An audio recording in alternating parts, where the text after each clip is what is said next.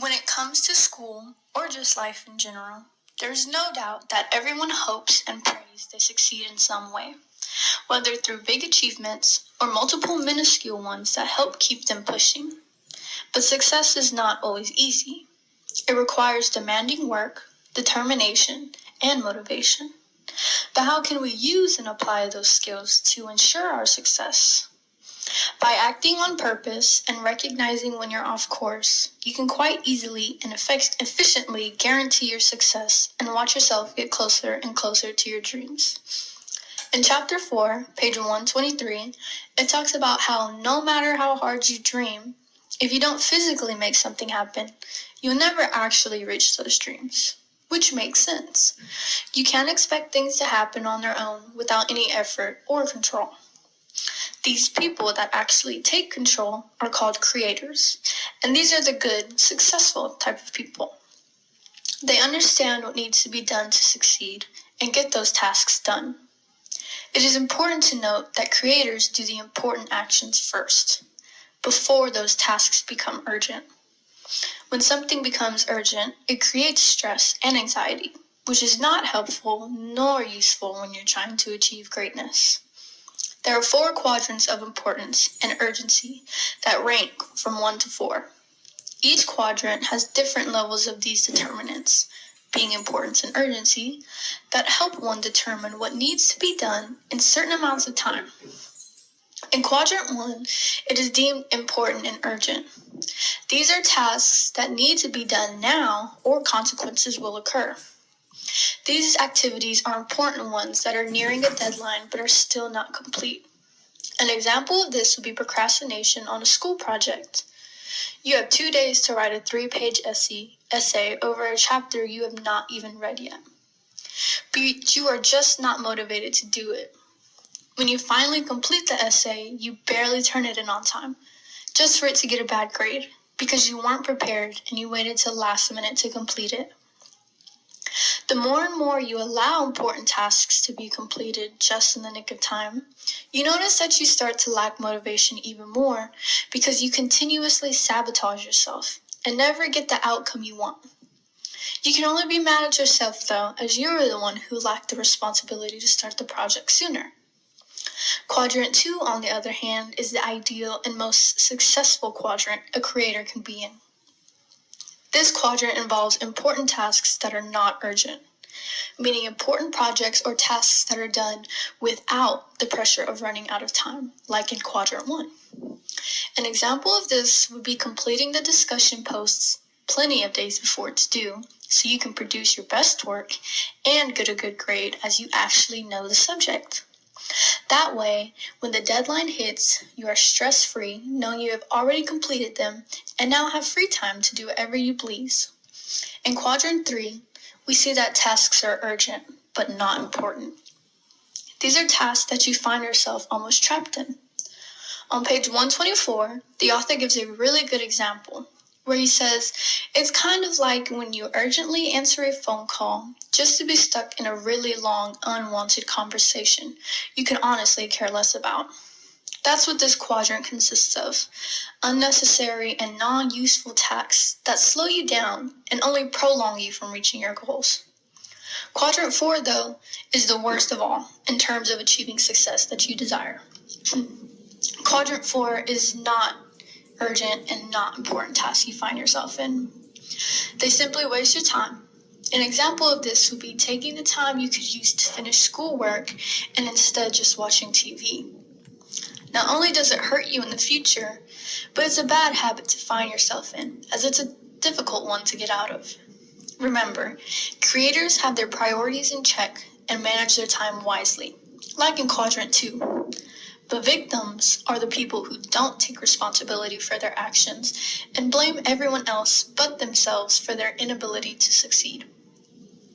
Victims live in quadrants 3 and 4, as they don't do anything to contribute to their future goals.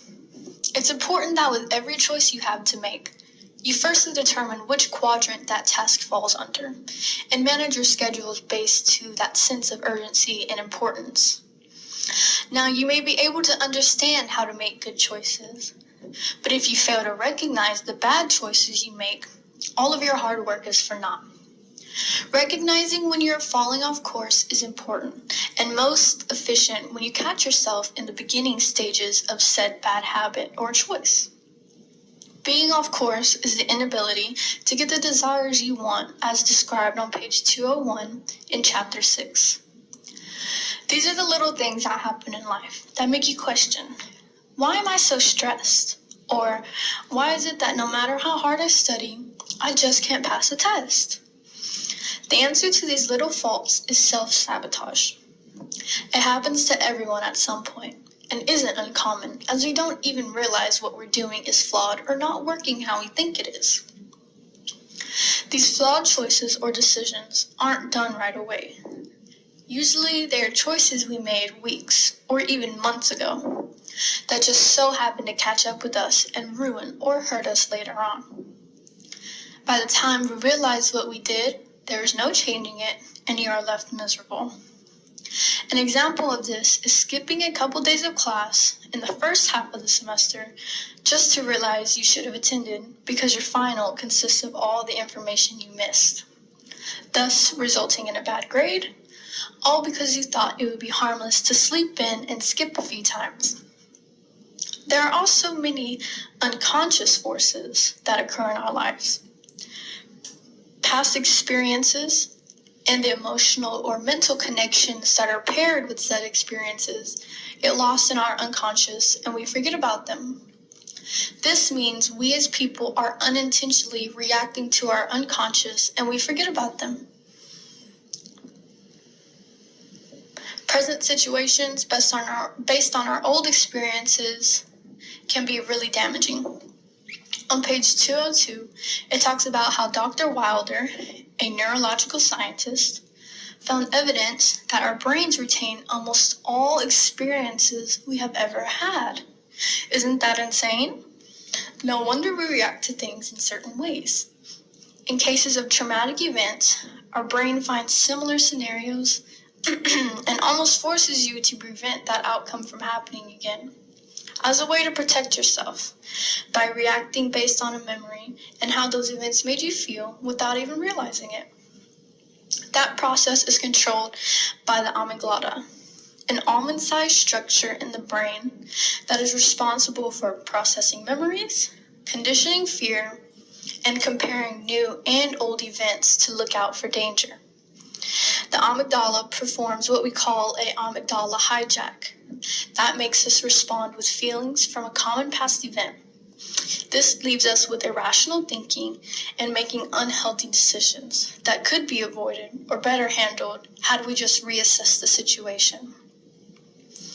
In the end, it's important to understand that you really are the only person who determines how successful you'll be in life. And to do that, you have to really think about and assess just how important choices you make will be, not only in the present, but in the future as well. Life is full of ups and downs, and even creators have their moments, but you can't let that negativity keep you down. It's hard to just drop and not think about the bad things, but when you learn to think on the positive side of everything, life really does become happier and more enjoyable. And when you're constantly in a good place, you notice that your decision-making becomes better. Your emotions are stable, and you are fully in control to be a person you want to be. And that person is just overall a more successful one. Now, to be successful doesn't mean huge achievements. The little positive things in life keep us going. And in my opinion, they really make the present more enjoyable. Remember, it's your life for a reason. You do what you have to make living worthwhile. Success comes in all forms, and as long as you keep growing and learning, you're already on the trail to success. Never let anybody get in the way of your dreams, because at the end of the day, you matter, and you can write your own destiny. There will always be challenges along the way, and that's not uncommon, but always keep your goals in mind and with best interest. And no matter how hard it gets, remember that end goal, because once you hit rock bottom, the only way left to go is up.